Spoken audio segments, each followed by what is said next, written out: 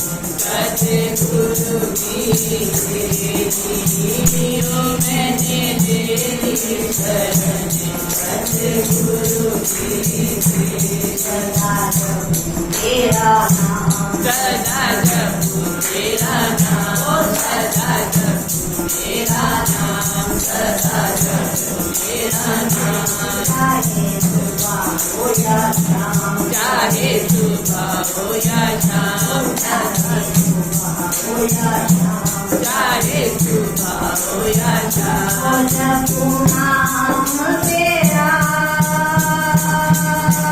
पेरुमाला मैं तेरी, जपू नाम तेरा पेरुमाला मैं तेरी, ओ मैंने ले ली शरण सच्चे गुरु जी मेरी, मैंने ले ली शरण सच्चे गुरु जी मेरी। तेरा नाम ज्योति तेरा नाम ज्योति पुंज तेरा नाम, पाए मन विश्राम, पाए मन विश्राम, पाए मन विश्राम, पाए मन विश्राम। ओ मेरे हृदय विराजो, अपना गाओ ना देती, ओ मेरे हृदय विराजो, अपना गाओ ना देती, ओ मैंने ले ली शरण सच्चे गुरु जी, ओ मेरे हृदय विराजो, अपना गाओ ना देती, मैंने ले ली शरण सच्चे गुरु जी, ओ मेरी बिगड़ी बनाओ,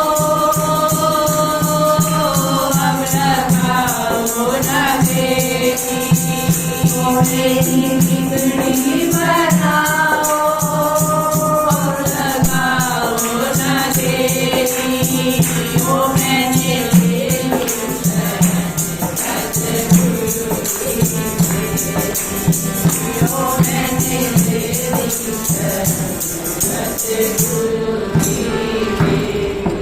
बहुत बहुत धन्यवाद।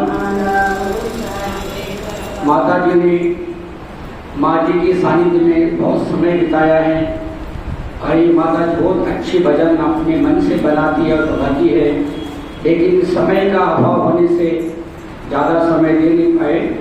तो अब हम श्रीमती गायत्री जी से निवेदन करते हैं वे भी अपनी श्रद्धा पुष्पांजलि माँ जी के चरणों में समर्पित करेंगे।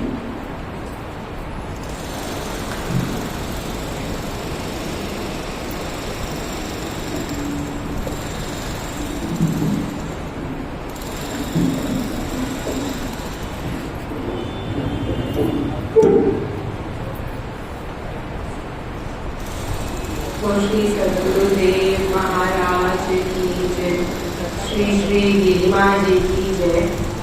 महाराज श्री के चरणों में कोटि शरण, सभी संतों को कोटि कोटि नमन। महाराज जी ने एक बार ये बात कही थी, गुरु तत्व का कभी लोभ नहीं होता, गुरु तत्व का कभी लोभ नहीं होता।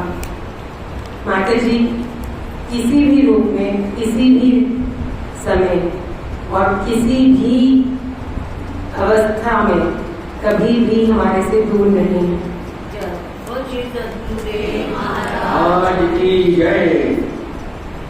त्रिवेणी संगम शताब्दी महोत्सव पे एक पुस्तक हमारी हुई थी प्रकाशित, जिसका स्वर्ण जयंती करके कुछ पुस्तक थी, और उसमें सभी भक्तों ने अपना अपना वक्तव्य लिखा था। उसी वक्तव्य की मुख्य कुछ पंक्तियां जो बहुत ही अंदर तक, सबके हमारे अंदर तक हैं। किसी भक्त का कोई था, किसी भक्त की कोई पंक्ति थी, पर जिसको आजकल के उसमें कहते हैं टैगलाइन, वो उन मुख्य पंक्तियों को, कुछ मुख्य पंक्तियों को बताना चाहते हैं। दिव्य ज्योति स्वरूपा गिरिमा, रोहतक में कल्पतरु, अलग ज्योति, विश्व जननी अलौकिक आनंदमयी, महामहिमामयी मेरी दुर्गा माँ, श्री गिरिमा साक्षात जगदम्बा, प्रेम मूर्ति, ज्ञान मूर्ति, करुणा मूर्ति, अविनाशी वर मिला। श्री गिरिमा जी के स्वरूप में अविनाशी वर मिला। मीना दीदी ने ऐसा लिखा, वैराग्य स्वरूपा तेज पुंज गिरिमा, वैराग्य स्वरूपा तेज पुंज गिरिमा, करुणामयी माँ की करुणा पूर्ण दृष्टि, माँ जी की कृपा अनंत, मूकम करोति वाचालम, मेरे आधार स्तंभ श्री गिरिमा। माता जी का सानिध्य देता नित नए अनुभव, एक को पाकर सब कुछ पाया। गिरिमा अमूल्य निधि, इस पे आकर आगे मेरा कलम चली ही नहीं। गिरिमा अमूल्य निधि,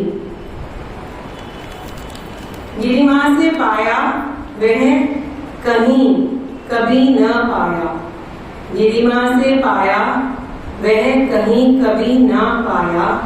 इसी दर पर सब राग द्वेष का संसार छूट पाया, इसी दर पर सब राग द्वेष का संसार छूट पाया। पल पल बरसती उनकी अपार कृपा से मिली मानसिक तृप्ति, पल पल बरसती उनकी अपार कृपा से मिली मानसिक तृप्ति। काम कभी समाप्त नहीं होंगे, काम कभी समाप्त नहीं होंगे। माता जी ने कहा करो सतत भक्ति, माता जी ने कहा करो सतत भक्ति। गिरे हुए को उठाया, चिंता नहीं चिंतन करो सदैव सिखाया। गिरे हुए को उठाया, चिंता नहीं चिंतन करो सदैव सिखाया। धन्य है हमारी गिरिमा, धन्य है हमारी गिरिमा, हमने पाई उनकी शीतल छाया। धन्य है हमारी गिरिमा, हमने पाई उनकी शीतल छाया। वो श्री सद्गुरुदेव महाराज की जय। बहुत बहुत धन्यवाद। स्वल्प शब्दों में भी गागर में सागर भरा दिया। कहा कि गुरु तत्व कभी लोप नहीं होता, वह ईश्वर में होता है। अब हम जनवरी में केरल में तिरुवनंतपुरम में गए थे। स्वामी विधानंद जी आचार्य हमारे वही थे। वहाँ के प्रधान पुजारी के घर में निवास स्थान दिया। मैंने ऐसे पुजारी से पूछा कि आपने एक प्रधान पुजारी रहे, जब आपको पूजा छोड़ने का समय आ रहा था तो आपको कैसे लगा? बोले मैं जब मेरे 6 महीने बाकी रह गए तब मैं रोता था भगवान के पास बैठ करके कि भगवान मुझे आपका विरह होगा, आपका विरह होगा, मैं कैसे करूँ? तब भगवान ने मुझे स्वप्न में कहा सर्वतः पाणिपादम शिशिरोमुखम, मैं सभी में व्याप्त हूँ, तू सभी को मुझे मानकर तब मेरा संतोष। तो देखिए व्यक्ति को अपने से अपनी फोटो अच्छी लगती है, इतनी सुंदर बड़ी फोटो मिली है। यही रामायण में प्रसंग आता है, जब लव कुश रामायण गा रहे थे तब राम जी को पता नहीं था मेरे पुत्र हैं, तो वहां वाल्मीकि जी कहते हैं कि प्रत्यक्ष से प्रतिमा उत्कृष्ट है, राम जी से भी उत्कृष्ट ये लव कुश है। तो ऐसे ही गिरी माँ है, गिरी माँ की प्रतिमा आपके सामने बैठी हुई है, वो उनकी प्रतिमा है क्योंकि प्रत्यक्ष से प्रतिमा उत्कृष्ट। क्योंकि संसार में सभी का जो स्थान होता है, जो लगाव होता है, वो आज वर्तमान का नहीं है।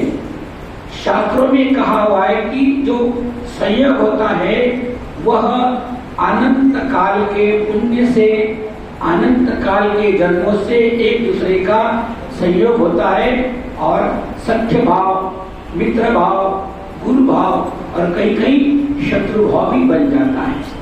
तो हम सब लोग यहाँ ईश्वर की कृपा से, पूज्य गुरु भाव से, शिष्य भाव से यहाँ ईश्वर कृपा से हुए हैं। अब हम इनके पश्चात श्रीमती कमला मित्तल जी से निवेदन है कि वे भी अपनी पुष्पांजलि स्वल्प शब्द में समर्पित करें।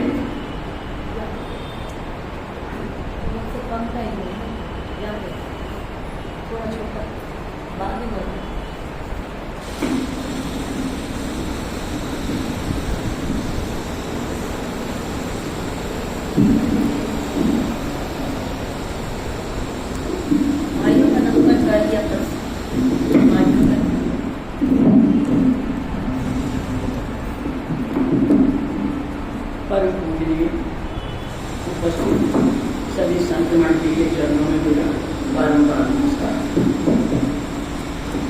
परम श्रद्धेय प्रतिपति मंडल गिरिमाली एवं उन्हीं की साक्षात स्वरूप गिरिमाली के चरणों में मेरा भक्ति भाव पूर्ण सभी भक्तों को स्नेहवंदना। गिरिमाली ने मुख्य रूप से एक बात का उपदेश किया कि ये मनुष्य शरीर पाना बहुत दुर्लभ है। ये भगवान की अतीब कृपा से केवल जन्म मरण के बंधन से मुक्त होने के लिए ही मिला है, उसको व्यर्थ नहीं जाने देना। बड़े भाग मानुष तन पावा, सुर दुर्लभ सब ग्रंथ निभावा। साधन धाम मोक्ष कर द्वारा, पाई न जेहि परलोक संवारा। माता जी ने बार बार समझाया कि प्रयास करके शाश्वत रूप से मौजूद अंतरात्मा के प्रति जागरूकता जानने के लिए, जागरूकता पाने के लिए, बस इसीलिए ये शरीर मिला है जो चेतना व आनंद का मूल है। अरे हम तो संसार की गलियों के गंदे नाले के कीचड़ में पड़े कीड़े के समान उसी में आनंदित रहते थे। ये हमारे गिरी माँ जी ही है जिन्होंने वहां से बाहर निकालकर एक सर्वोत्तम माँ के समान ये परमार्थ ज्ञान का मार्ग दिखलाया। और अब तक उनके प्रताप से, आदरणीय देवी जी के अथक प्रयास से और समय समय पर ऋषिकेश से आने वाले महान संतों के गहन ज्ञानवर्धक प्रवचनों से थोड़ा सा इतना समझ आ गया कि मैं शरीर इंद्रियां नहीं, इस शरीर में बैठा हुआ मैं इन शरीर इंद्रियों से बिल्कुल भिन्न हूँ। ये मेरे नहीं, मैं इनका नहीं। पंचात्मकं देशमिदं न देस्ते नैवतस्य त्वं लोकिशिवस्य हेतुः। तो फिर मैं वास्तव में कौन हूँ? मैं कौन हूँ? माँ मदासा पुत्र को लोरी देते हुए बताती है ये बात कि तुम कौन हो? शुद्धोसी बुद्धोसी निरंजनोसी संसार माया परिवर्तितोसी संसार स्वप्नं कलिमोहनिद्रां मदालसोल्लासपुत्रम्। धीरे धीरे तो अत्यंत ही सुंदर वचनों में कहा जो मुझे बहुत अच्छा लगा कि हम भी अज्ञानता में ही सो रहे हैं। इसीलिए ये लोरी हमें निरंतर अपने आप ही को देनी चाहिए। मदालसा ने अपने पुत्र को दी, हमें अपने आप को देनी चाहिए कि मैं शुद्ध हूँ, अर्थात शरीर के 6 विकारों से रहित हूँ, इसलिए शरीर से रहित हूँ। बुद्धोसी, मैं ज्ञान स्वरूप। संसार माया निरंजनोसी, माया मन से रहित। संसार स्वप्न, संसार तो स्वप्न के समान है, अर्थात जैसे सोते समय स्वप्न में सब सत्य लगता है और जागने पर पता लगता है कि सब असत्य। उसी प्रकार ये संसार को केवल अपने साथ अपने इस सत्य ज्ञान आनंद स्वरूप के न जानने के कारण ये सत्सत करके भासता है, वास्तव में बिल्कुल नहीं है।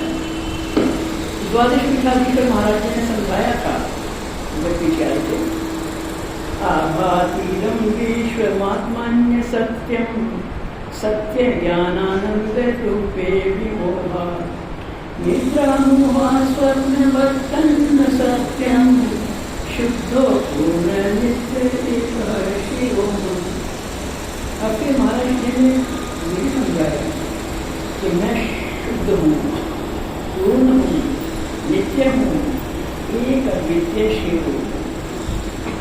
इसीलिए माँ मदालसा भी कहती हैं कि त्याज मोह निद्रा, ये सब ज्ञान निद्रा का त्याग कर दो और अपने स्वरूप को समझो। ये शरीर रूपी चोला तो मदारी से बंधा हुआ है, परंतु तुम मुक्त हो। इसके जीर्णशीर्ण होने पर कभी भी मोह नहीं करना, बिल्कुल भी। अब हमारी बुद्धि ने कुछ बातें तो समझी हैं और अब हम इस प्रतीक्षा में हैं कि आने वाले आचार्य मंडली, संत लोग इन विषयों पर गहन वचनों से हमारा और भी अधिक ज्ञान वर्धन करेंगे। और यही मेरी प्रार्थना है संतों से, गिरिमा जी से और दीदी से, इसी मार्ग में हमें सदैव अग्रसर करते हैं और हमें जीवन काल में ही आत्मानंद से भर दें, जिससे जो माता जी का उद्देश्य जो मैंने पहले कहा था, इस मनुष्य जीवन के पाने का लक्ष्य हम प्राप्त कर सकें। ओम तत्सत। जय श्री गिरिमा। जय जय। बहुत बहुत धन्यवाद। माता जी ने स्वल्प शब्द